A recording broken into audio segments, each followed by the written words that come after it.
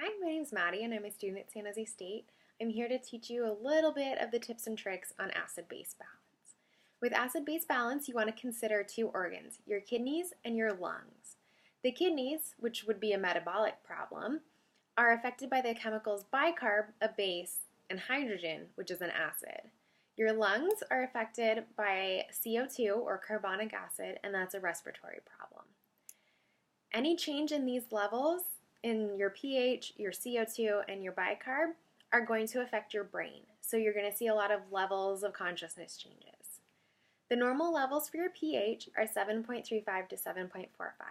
Now there's no way around that. You're going to have to memorize these numbers.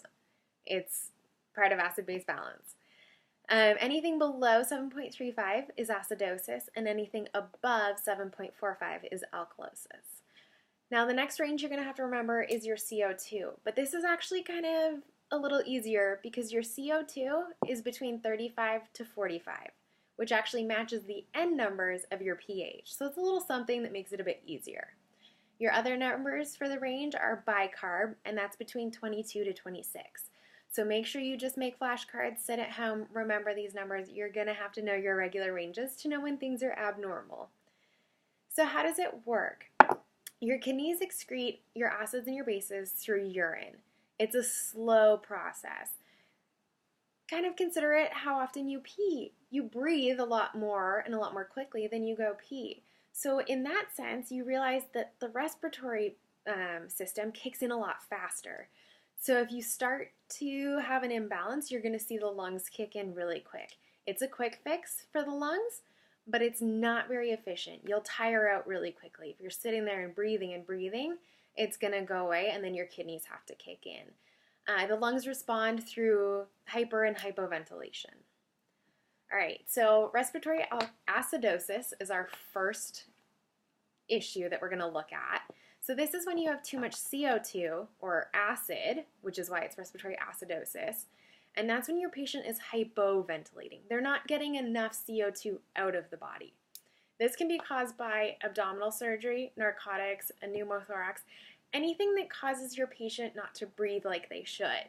So if you start to see a low respiratory rate, you should probably start thinking respiratory acidosis. So signs and symptoms, you're going to get a headache, the decreased level of consciousness, and eventually, if it's not corrected, it can turn into a coma. That being said, the early signs of hypoxia that you want to watch out for are restlessness and tachycardia. The treatment for respiratory acidosis is oxygen and to fix the breathing problem.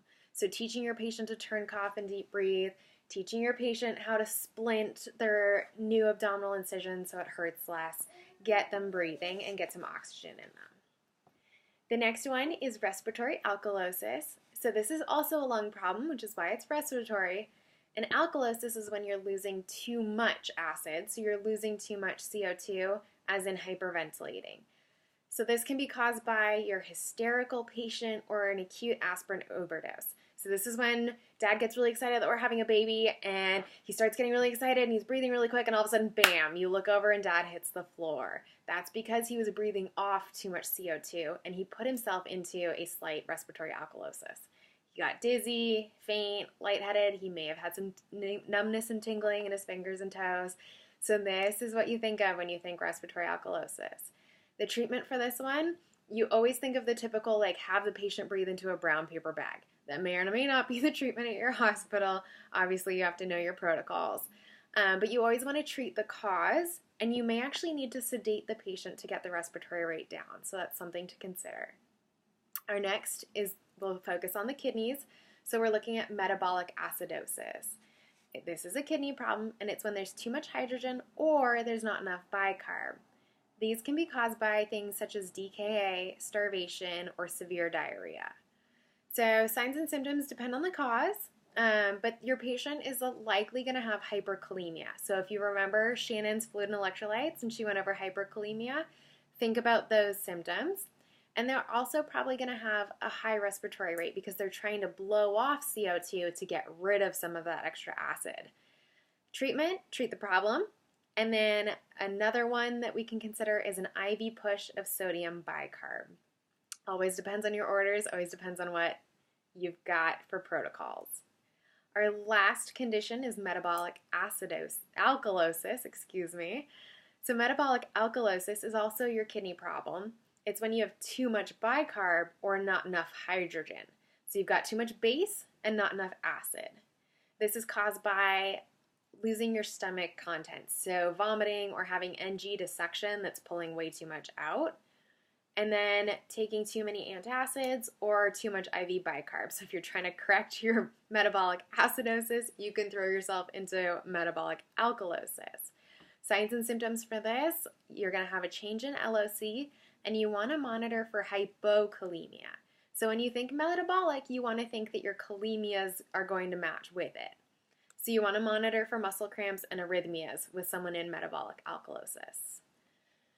So that's basically what you need to know for those. And then when you're reading those numbers, it can be very confusing to know, is my patient respiratory? Is it metabolic? Is it acid or alkalosis? So there's 3 simple steps that I would say. The first thing is to look at your pH. Is it below 7.35? Is it acidosis? Or is it above 7.45? Is it alkalosis? Once you get that out of the way, then you want to look at your CO2 or your bicarb. Is it a kidney problem or is it a lung problem? And based on that, if your CO2 is out of whack, you know it's a respiratory. If your bicarb is, you know it's metabolic. Then you can figure out what condition your patient is in. And that may be it for your exam, but I don't want you to stop there. If you realize that your patient is out of whack with these numbers, you want to then think, what does that mean for my patient? Is my patient in respiratory alkalosis? What is that going to look like, and what am I going to do about it? So good luck, and hopefully that made things a little easier. Thank you.